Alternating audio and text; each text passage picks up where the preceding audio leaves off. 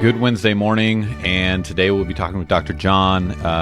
Just as a little thing to pull back the curtain a little bit, John and I do this every Wednesday morning. Today's Thursday, actually. We had to bump it. I'm actually a wedding videographer, so I just finished up a week traveling to Hawaii. I ended up doing the last wedding of my year, and it was really fun because at the end of it, I had a friend who was visiting who lives in Hawaii, and we ended up swimming with manta rays at 9:30 at night in the pouring rain out in the middle of the ocean. So it was quite the experience. And now I'm back in Boise, Idaho. It's 20 degrees. When I picked up coffee this morning, it couldn't roll down my window. And so it was very interesting to try to make a transaction with somebody out the window. But here we are. Welcome to the coming winter. I remember some years ago swimming off Jamaica and with another guy. I'd been there many years, and he suddenly nudged me and pointed down. I couldn't see anything in the sand at the bottom, and he pointed to two little bumps, and then suddenly a huge ray took off. It must have been 12 feet across and just flapped away. It's an extraordinary sight to see, you know. Everybody needs to see awesome sights because in due course the awesomeness will get to them. But that is, so memorable. Anyway, I've, apart from managing to rip my back so that I hobble at the moment, which hopefully will soon settle down, it's been a good week. Although I didn't enjoy the fact that evangelicals obviously don't vote in the States as much as they should, and you pay the price. Typically, as we were saying just before we started recording, my parents never voted. They prayed for the government every night, and not many people do that, and it was probably better than voting. But we're living in fragile times, and we've got to defend ourselves, which is the point of this podcast, really. When not until my late 40s, when I became aware because of students that what I took for granted was no longer true. Look, here's a list for those of you who listen, and you can probably send me some more to add to this. I've just labelled it, What Was Unthinkable 2 Generations Ago? And I wrote down 11 without stopping, which was enough, I thought. That marriage is not just between men and women. That homosexual activity is normal. That gender is a decision, not a biological reality. That adultery is okay. That there are no limitations on what you can do. That equality of outcome is possible. That justice should be primarily about groups. That physicians cannot have conscience rights, that race is the primary moral issue of our age, that we can invent our own morals, and that science can solve all the problems. Every one of those, of course, is false and can be easily proved to be false. And yet, I don't think any of them would have even come up in conversation, certainly 20 years ago, and probably less. You only have to imagine sitting down to Sunday lunch with your great-grandparents, meeting them for the first time, so to speak, and then they say, "Oh, what's going on?" They would not believe what's going on. And we as Christians carry on in exactly the same format, with asking exactly the same questions as we did when I was a child, and none of the ones that mattered.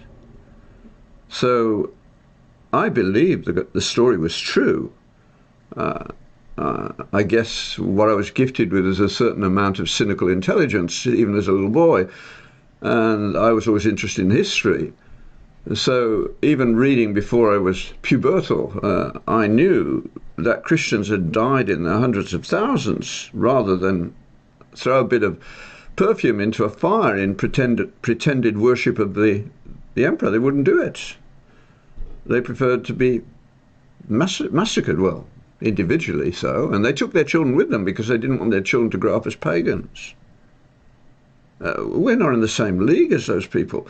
And to be motivated like that, it had to be true. It was the most important thing that had happened in their lives. We don't see it that way. I've just been reading Dorothy Sayers' letter to the, Letter to the Fallen Church or the Decaying Church. I've forgotten the title at the moment. But the opening chapter is about the drama of the story that we say we believe. And she says the problem is people just don't see the drama. that the God who made everything decided to come into this world as a human being because we'd screwed up and he wanted to get us out of the mess we had made. If that's not a drama, I don't know what is, she said. It's a beautiful account, and being Dorothy Sayers, she writes with a very elegant pen. But we behave as though, well, the church is something you do because it's a good thing to do. As the Victorian poet put it, at church on Sabbath to attend will serve to keep the world thy friend. Oh, that would happen, wouldn't it? That's the phone. I'm going to have to stop because it will go on. Hang on. Depending on who you are, it might have been a really long time since you heard a telephone ring in a house. I know. We have never had one as adults, me and my wife, but I do miss it as a kid. We get a robocall that doesn't answer at 9 o'clock around this time every day, and I don't know how to stop it. If anybody knows how to stop it, leave a comment on the podcast. So, back to where I was. The church doesn't have the excitement that Dorothy Sayers says it should. And she describes how interesting she found it to be when she talked to young people, this would be around the time of the Second World War, who couldn't believe what she was telling them. They were ready to be excited.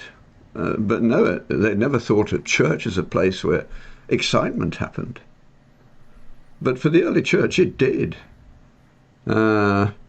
Story people keep asking me where I got it from, and I think it's got to be in Livy somewhere, but I can't track it down. But it's certainly not one I could have made up. That one of the most interesting pieces of literature that I've ever come across, only in quotation, was a letter from a Roman official to Rome within the first century or so of the church, asking for advice about what to do with Christians. And his question was brilliant and amazing, and we couldn't imagine it today. It could go on my list. He said, these Christians are growing in numbers, and they could be a political problem, but I don't know what to do about them. They are not doing anything bad, but I think they're dangerous.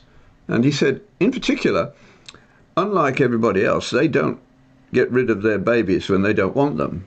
In the ancient world, particularly in the Levant, there was even a place at the entrance to the city where you could dump an unwanted baby, and if somebody wanted to pick it up, fine, it was theirs for the taking. Otherwise, it died and the dogs ate it, or the dogs killed it and ate it, whatever. And nobody took any notice. That was the way it was. There was no contraception. Babies are inconvenient at the best of times. But we are made to reproduce. That's one of the key things that we're told to do. So these Christians, without there being a single word in the New Testament about this, changed their habits. They began to see babies not as a problem, but as an incredible gift, because they want to go on into the next generation and to keep the story alive. And so I say to audiences for the next bit, it's interesting because he goes on and says, not only are they not exposing their own children, but they are picking up the exposed children of others. What should I do? Now, I think you can see what's going to happen here. You only have to imagine your parents sitting you down when you've reached the age where you can understand these things, and you're in a family, and they say, it would be a little girl in most cases, they say, look, you are a much-loved daughter, but God brought you into our family in a very, very special way. We were walking through the city, and we came to the gates, and you were lying on the ground by the gates, where they put abandoned babies. And as we looked at you, the love of Jesus so flowed through us that we had to pick you up. And we're so glad we did. I mean, do you need to preach the gospel to that little girl? It's signed, sealed, and delivered by action. So the early church, what astonished them, the rest of the world, as Luke writes in the Acts of the Apostles, he says, other people looked at the Christians and said, behold how these Christians love one another. We were different. John Stott says of the central passage of Scripture in my life, the Sermon on the Mount, that if you want a single sentence to describe what the Sermon on the Mount is about, he says, you must be different. That's the opening sermon that our Lord gives, is you must be different, and he tells us how to go about doing it. So I grew up in an environment where I believed the story was true. My mother was always interested in missionaries, and when missionaries came to our church, she always offered to provide hospitality, although we had little money. So I got to hear amazing stories as a little boy of people who went to Congo with work that doesn't provide a salary and lived there for years, with God providing for their needs as they went along. Hudson Taylor's famous line, or was it C.T. Studd? I can't remember which now. I think it's Hudson Taylor, but it could be C.T. Studd. God's work done in God's way will never lack God's provision. And I thought, well, that's a good summary of what you've been talking about. So it stuck with me forever. We're currently with the college going through that process of finding out whether this is God's work that we've been doing for the last 25 years.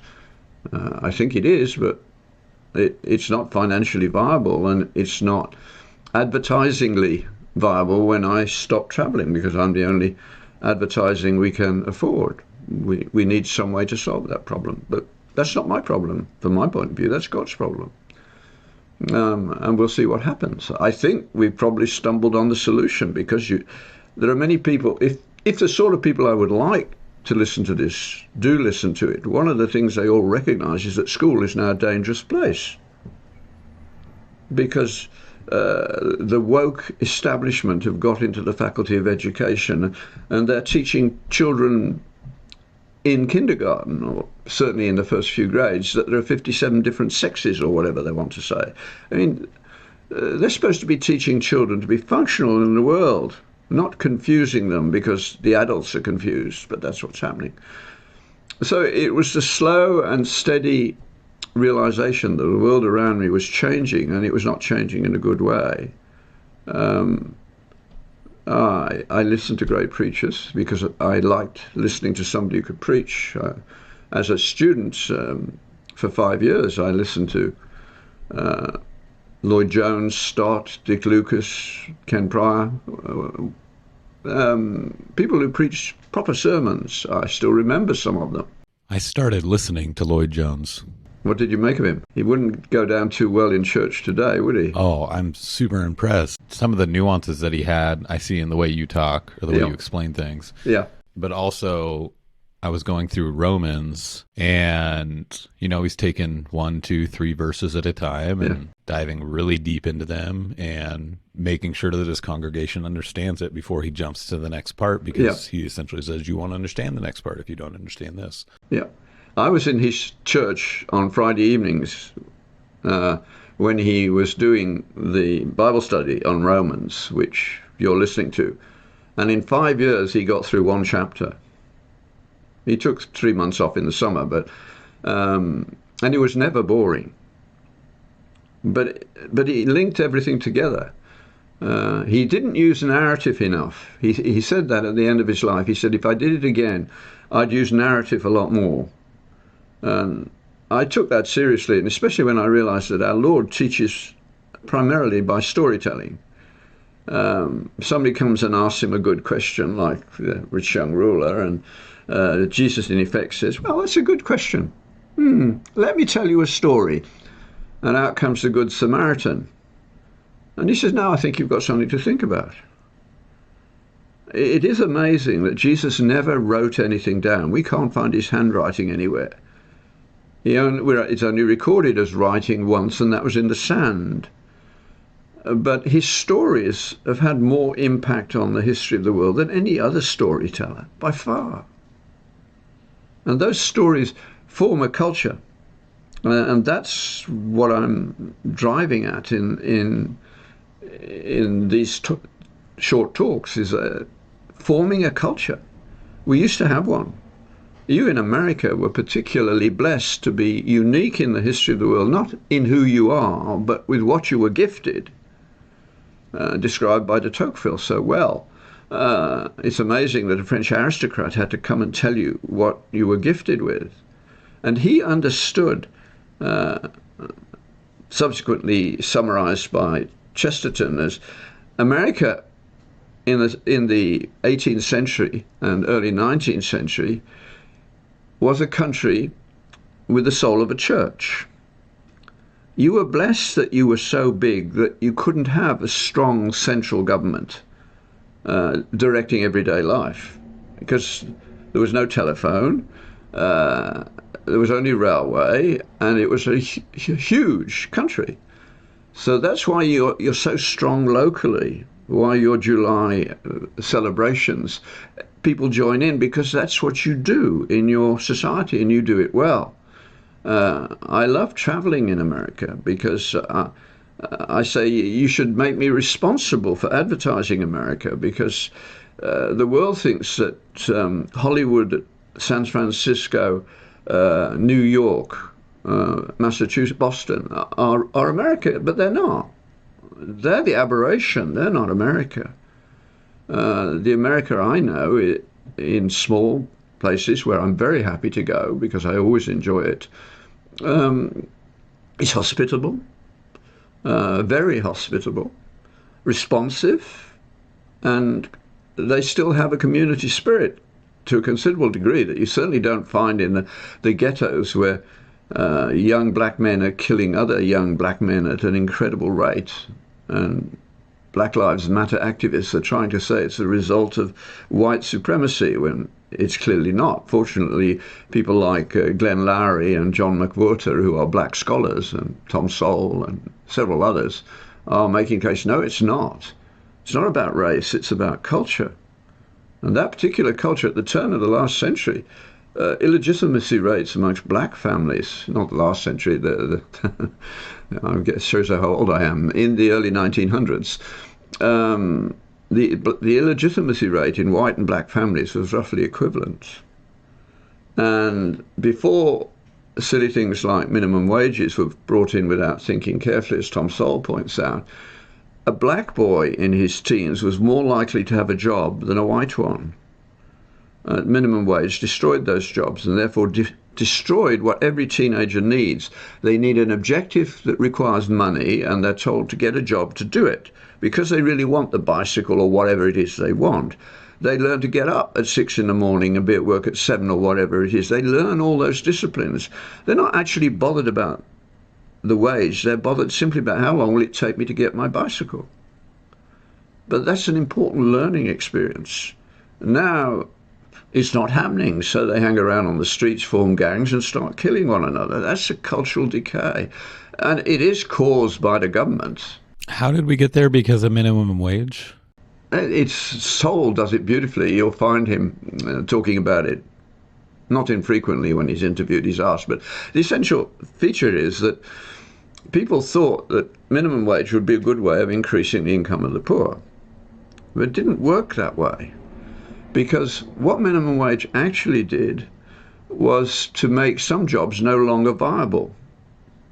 So when I was young, if people went to the cinema, I never went to the cinema because my family was like that, but a young man or a young woman would show you to your seat with a flashlight. But as soon as minimum wage came along, that became, in a business which is always a bit marginal, the first thing to go. It couldn't be afforded. The kids who did it, a few dollars was fine by them because it went into their fund, and in due course they'd get the bicycle. But now that disappeared and there was no replacement. So instead of having young male, particularly males, at puberty are dangerous if they've not got jobs to do that they want to do because there's an incentive to do it. And now they get the money by robbing and doing all sorts of other things and destroying their own lives. Amazing that happened because of minimum wage not being thought through. Nobody asked Tom Sowell's questions. Okay, it sounds like a good idea. Can you imagine any spin-offs that will be bad? Well, he could, and he saw it happen. We don't change things that have been around for a long while without having good reason for doing it. My uncle's passing away of cancer, and I made a trip back to Seattle with my video cameras to interview him and ask him questions. and just document his story. And one of the things that we talked about was him and my other uncle Wayne had a paper route as a kid. And I just thought, oh, paper route, you go through papers, but I had no idea how it worked. They would have to figure out how many papers they wanted to buy. They were not employees, so they're just kids on their bikes. They're essentially working as contractors. They would buy a certain amount of papers, go deliver those papers, also go to those doors, knock on those doors, and try to get payment, right? Like monthly payments from these people. It was amazing. They didn't make that much doing it. That was the way the world was. I mean, I used to go and work on a farm in the holidays. The first thing was to get some money so I could go off on my bike. But that had to be planned and organized, and I enjoyed doing that. And I went all over Europe before I went to university. I started with a 100-mile trip to around the Cotswolds, 2 days, and then every holiday, Easter and the summer, I would do another one. Scotland, the Lake District, west of England, and then I went across the Channel to, first of all, just a short one in Belgium and Holland, a bit of Germany, and then all the way down the Rhine, Switzerland, Vienna, all as a teenager, because there wasn't a lot of traffic on the road after the Second World War, and it was actually quite safe. And I had to send the deal. My father had to bully my mother a bit to say, look, he's responsible, and he'll go with a good friend, and he'll do it properly. How old were you? I started at 12. You would go on multi-day bicycle trips? Multi-day trips, yeah. I would go for 3 weeks on the continent. On like a BMX bike? No, just an ordinary bicycle to begin with. I bought myself a nice one after a while by earning some money and saving money. I was so fit I had no idea. I rode 100 miles a day and thought nothing of it, you know. On the Saturday afternoon, I would ride the 20 miles to Stratford and back in 2 hours. With history all around me. I went down a Roman road for part of the trip and past Shakespeare's birthplace, past the big domain of some rich family that planned gunpowder plot, and ended up at Shakespeare's house in Stratford, then turned around and came back. And where would you sleep? Oh, there's a thing called the Youth Hostel Association in Europe. So there's youth hostels. You can find them all over, and you can book saying when you're coming, which is what I had to do. So they knew where I was going or what I was doing. I didn't learn till my mother, well, I was reminded when my mother died and found all those cards that I didn't remember going to Luxembourg, but I'd sent a card from Luxembourg, so I did go there. Different world, totally different world. And what underlying it were all the things that were taken for granted, and people didn't know where they came from. And this is what we're really talking about in these podcasts, is how does that happen? And why I wanted us to start in Genesis is because the worst thing that's happened to us, and is happening at the moment in hugely to the young, exacerbated by COVID and the lockdown, where they're left to their own devices and screens, is that they don't have a story that's big enough to allow them to grow up, so they're not growing up. They're not becoming men and women as they should be, because the culture has lost its way, big time. So they believe, without anyone ever proving it to them, that God is unnecessary. And that is simply not true. The last one on my list there, that science can solve all the problems. Science couldn't even get started if there hadn't been faith. In the sense that we know it, modern experimental science began really, in my view, the late 13th century. And think about it for a moment. I got to this through going to Africa. I was privileged to be part of a group that worked out how to bring back to health 10-pound 2-year-olds, severely malnourished children.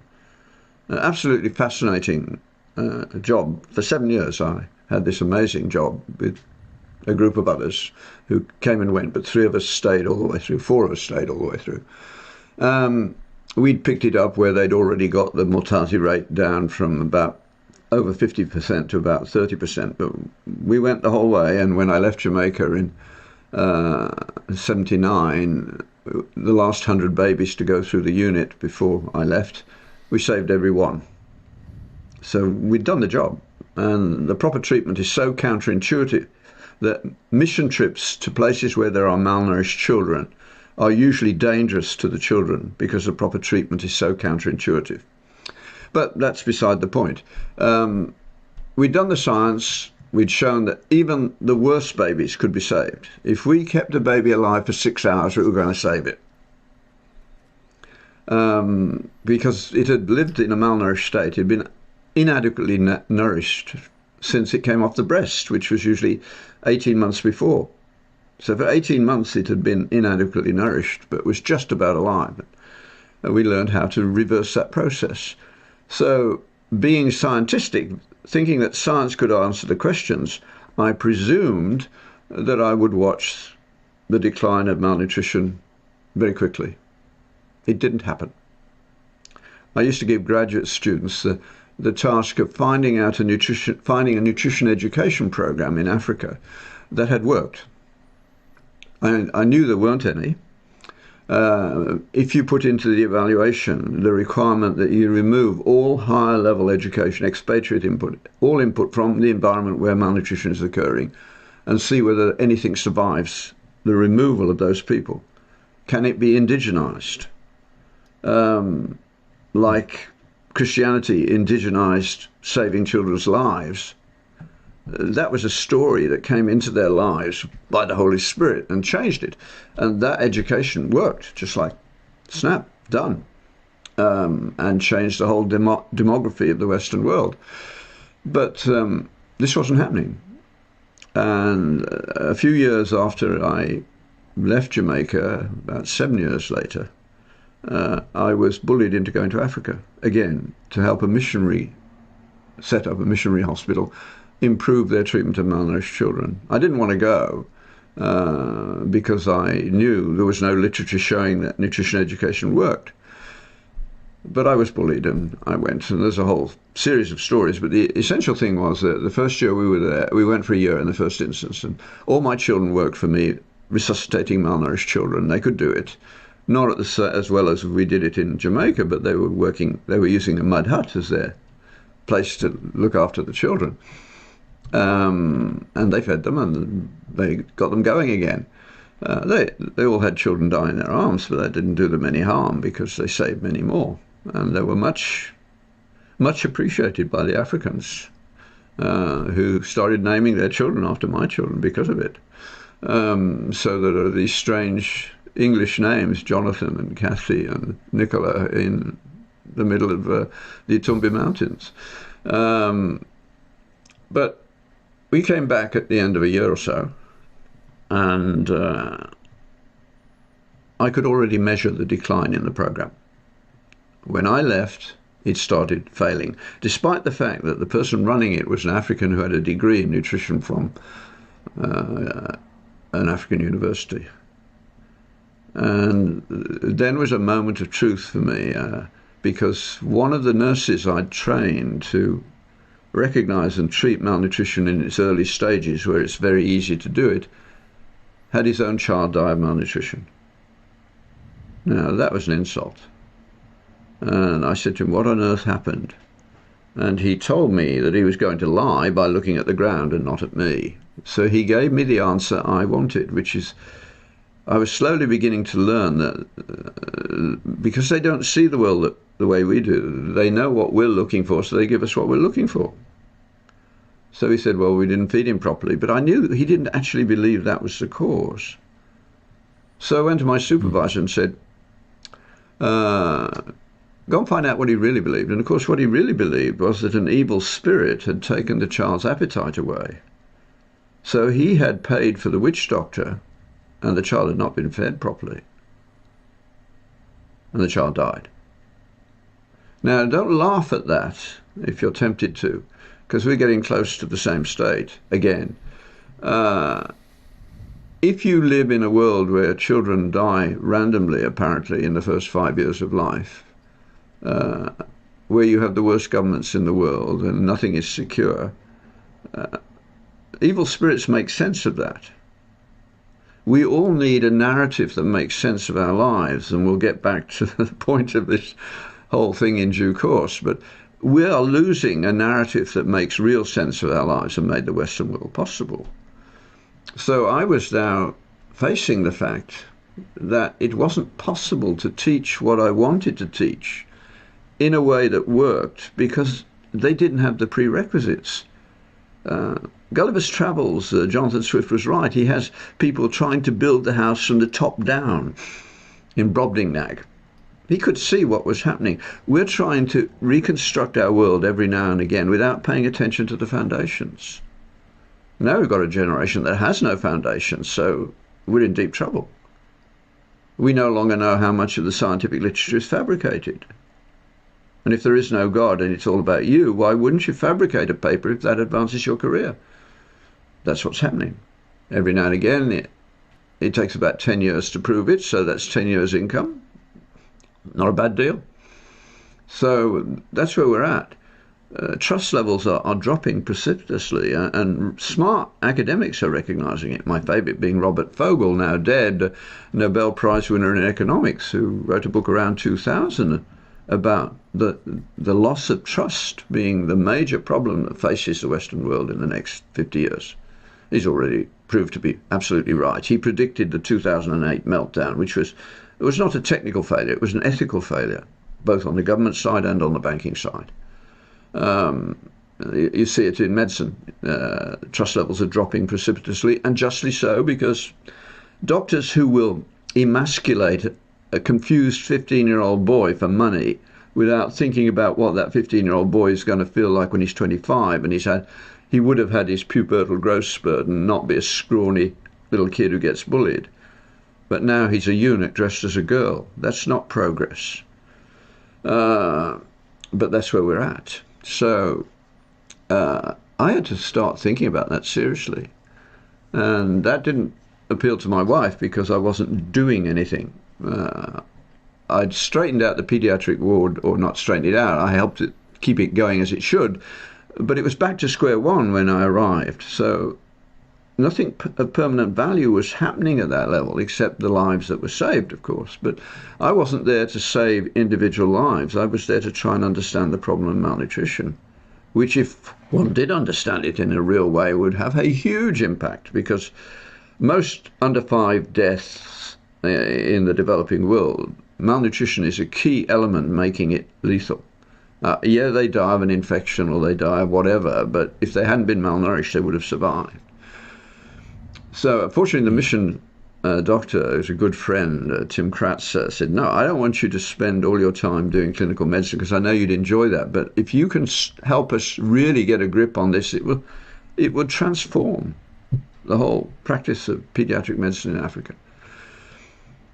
So I didn't know what to do. I had a few clues, but I was sitting around doing nothing from my wife's point of view, and she said, what's the matter with you? You're not doing anything this year. You're not doing any more surveys. I said, no, I've got the data I need. I'm thinking. She said, it looks to me as though you're sitting around reading books you want to read and not doing anything to help here. I said, well, that may be wrong. But then she won. She said, at least you could do a Bible study with the young men in the village who've been to higher education and come back. And the only thing they come back with is the idea they're going to have a white-collar job, which doesn't exist in the village, but they won't get their hands dirty anymore. Sending them to university makes them useless parasites.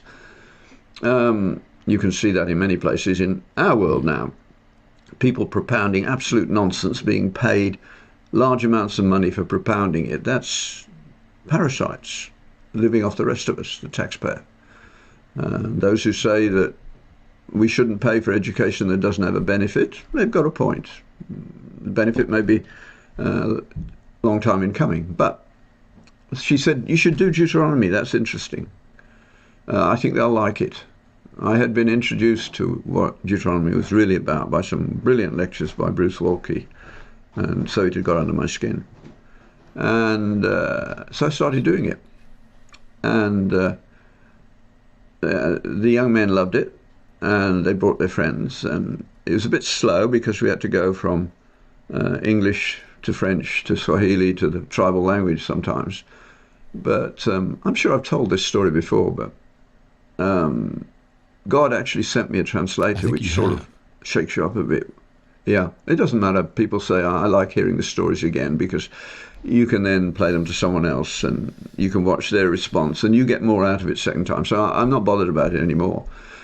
But the key point is, at the end of that trip, the elders of the church had realized what I was doing and asked me to teach the whole tribe. So one afternoon I ended up teaching 6,000 people out of doors, Deuteronomy 4, 5 and 6, particularly 6, which is the role of the father. We'll come back to this in this sequence at some point. In the training of children. The reason Jews win academic prizes is that they have an academic upbringing from birth, but the Faculty of Education doesn't even have the structure to recognize that. The stories that children inhabit determine whether they are capable of an academic education.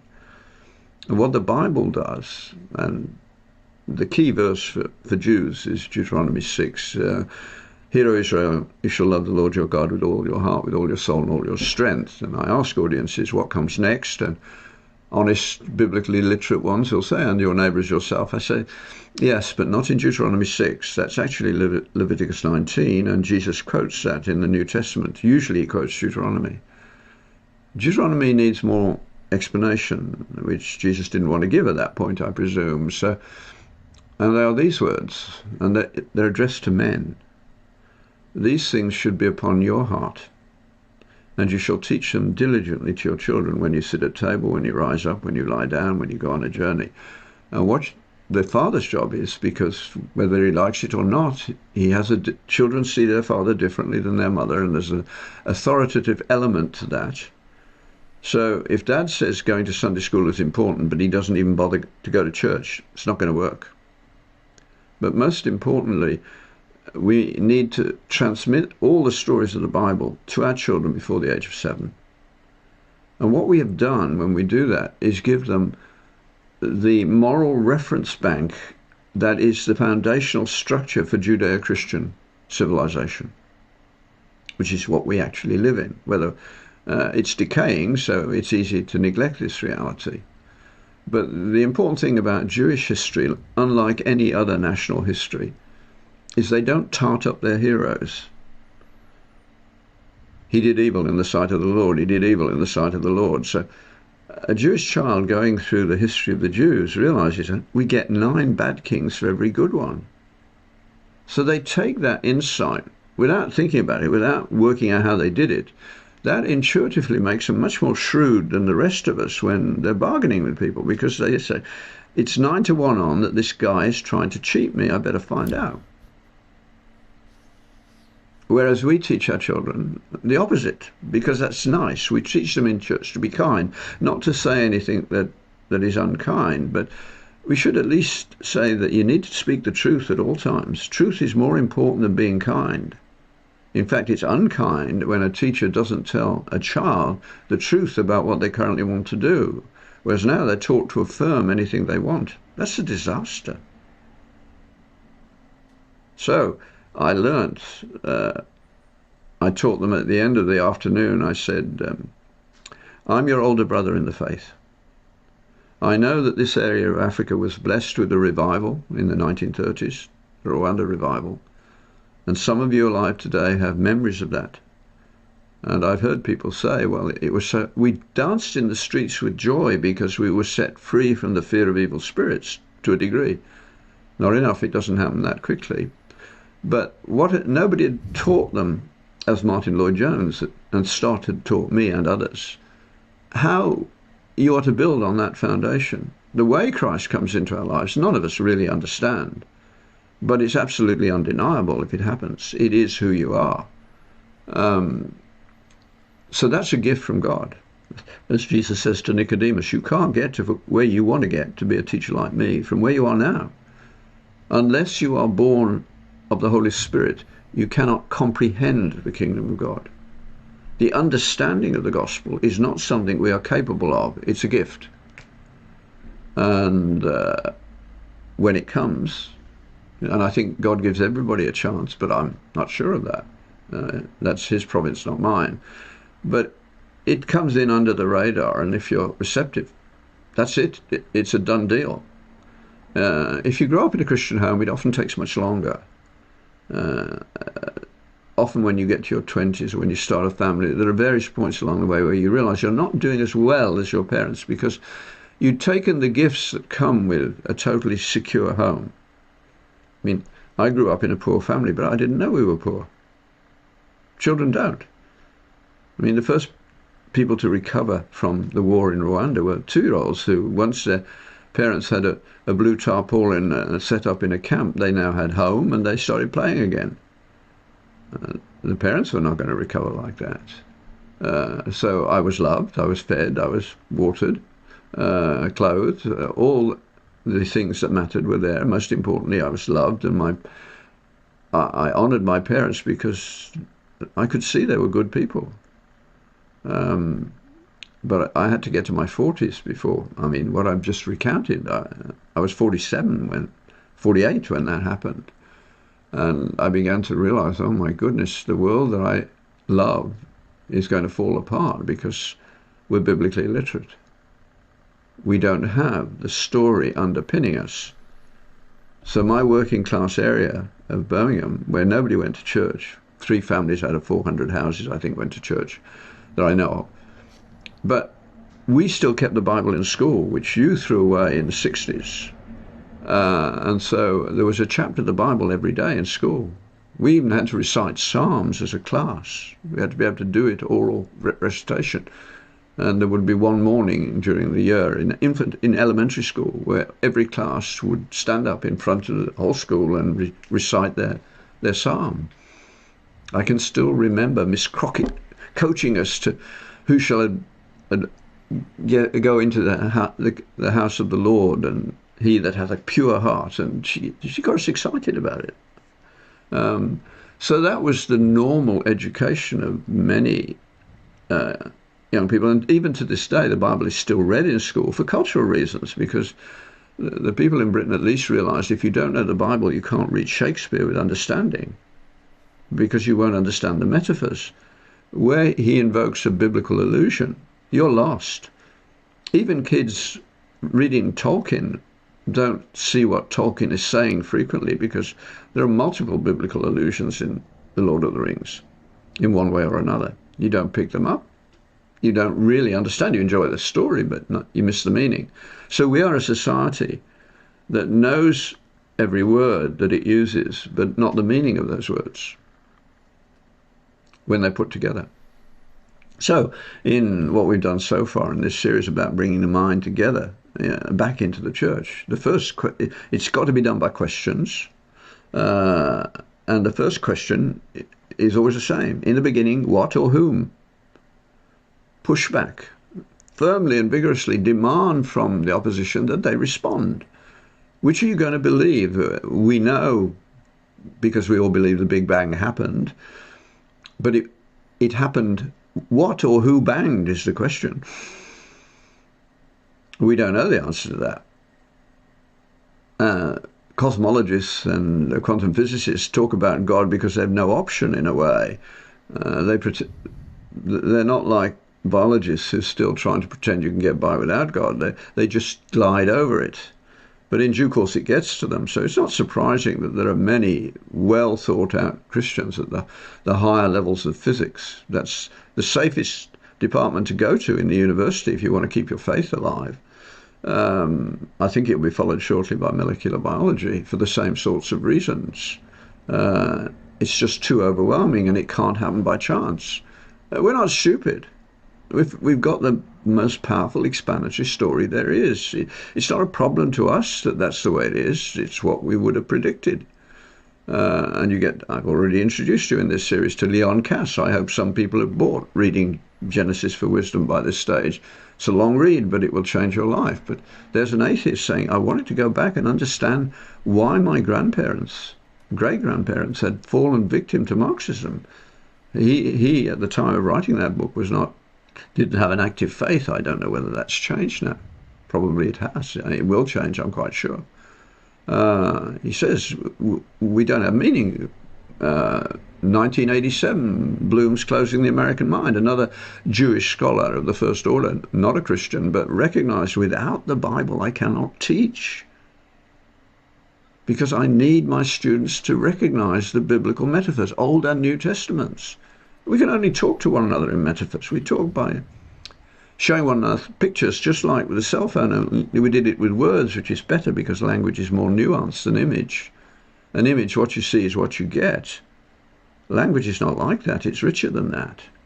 And so it's not surprising that in the creation story, the big difference, one of the big differences between us and all the other creatures, is that we have language, language which deals with abstract things. Initially, there's no word from Adam in the first story. He doesn't say a word. So Adam and Eve are there at the end, as far as we can tell, but they're not named. There's no language between God and man in the first story, just God's work of creation. In the second story, we begin to open up on what really matters, and the first words that Adam is recorded as saying are in fact naming words for naming the animals, but none of them were found suitable. And then he saw Eve in a different way, and he said, wow, in effect, not a highly advanced piece of vocabulary, but you know exactly what he was seeing and what was going on, and the beginning of abstract thought. And that is what makes us different.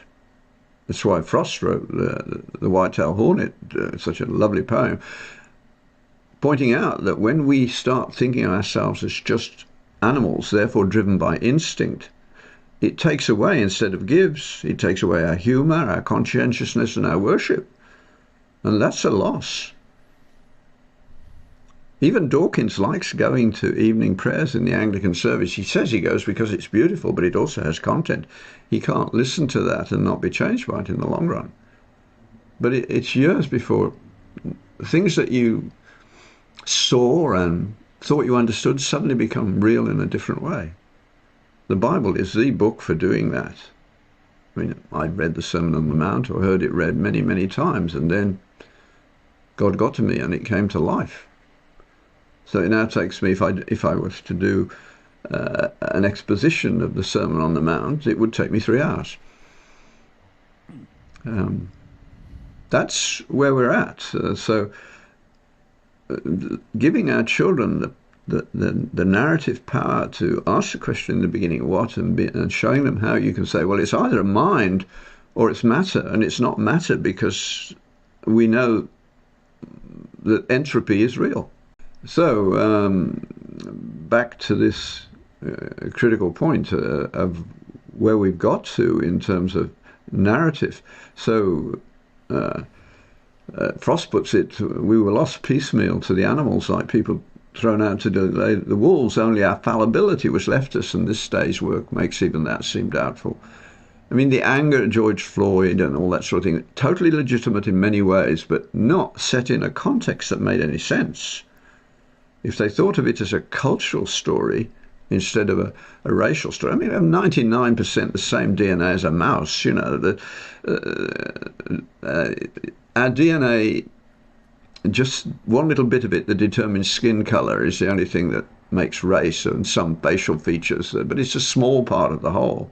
What we have in common is vastly more, but what matters is not that, it's the cultural story we inhabit.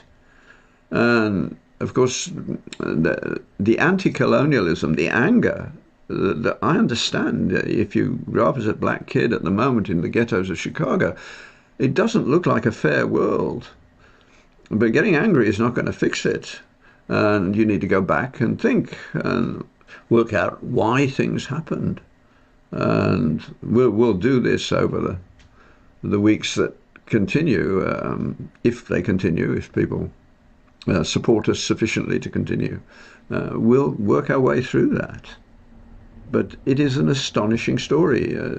Douglas Murray's book on the War on the West is a good book to read that can read quickly and give you some sort of startup material.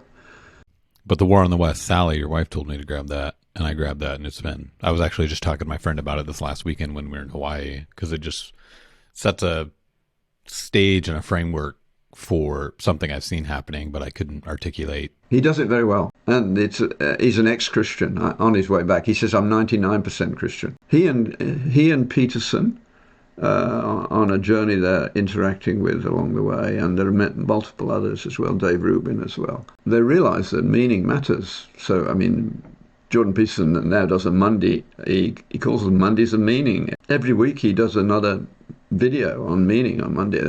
How he keeps up the rate that he does, I don't know, but he did burn out once already, and he'll burn out again if he doesn't learn how to control the amount he tries to do, but he feels driven. I can see that.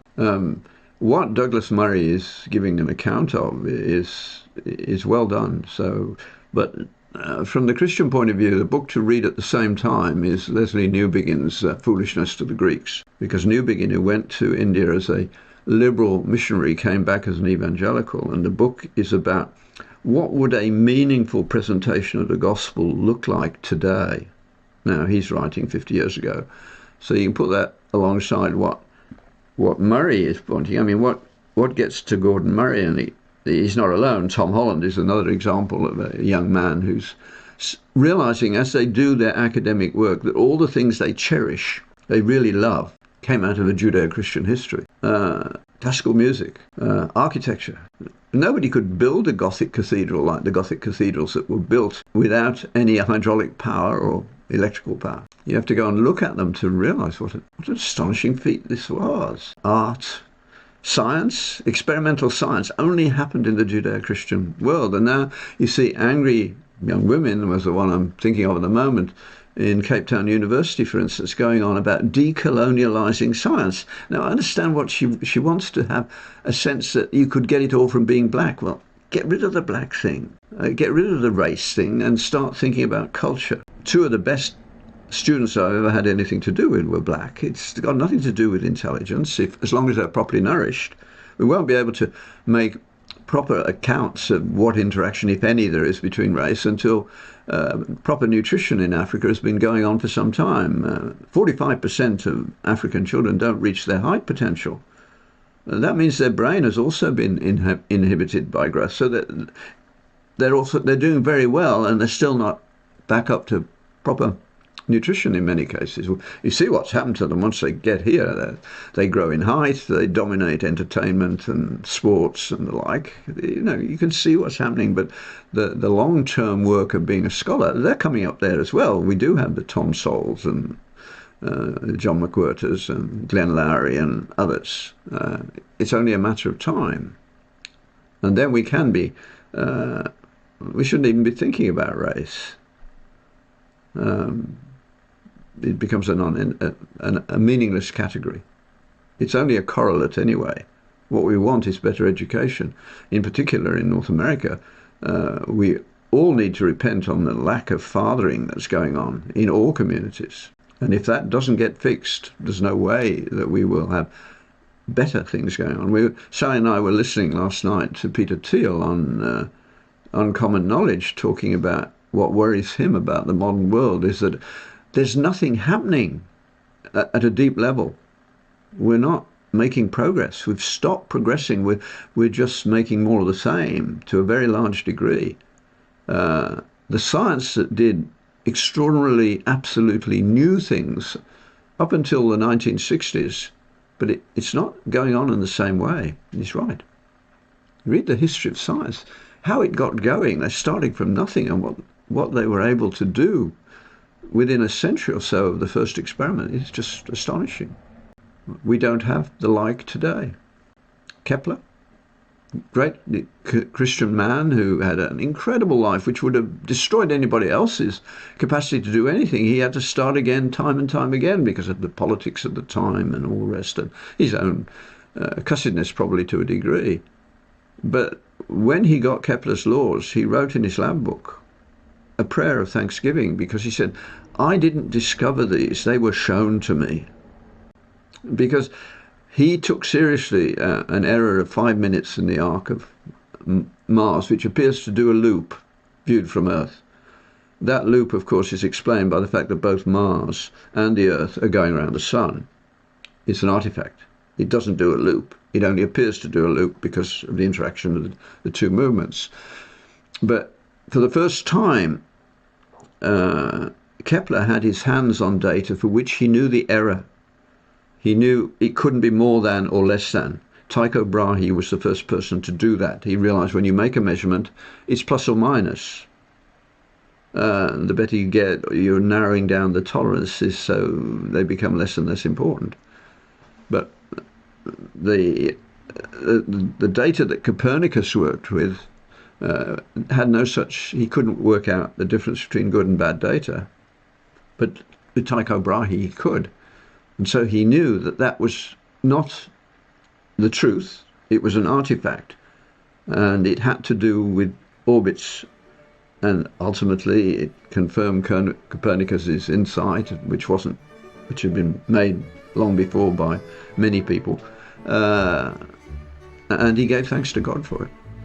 That sort of thing is, well, it's still happening to a degree. Every now and again a Christian has a moment of insight which they recognize as being important and a gift from God. The double reading frame in DNA is one example of that. Yeah. Well, good to talk to you again, and see you again next week. Thank you guys all for listening. Thank you again, Dr. John. If you guys are enjoying this, feel free to subscribe. If you guys have questions for Dr. John, you could do that in the links down below, or you can go to www.johnpatrick.ca/ask. And with that being said, we will see you guys next week on Wednesday.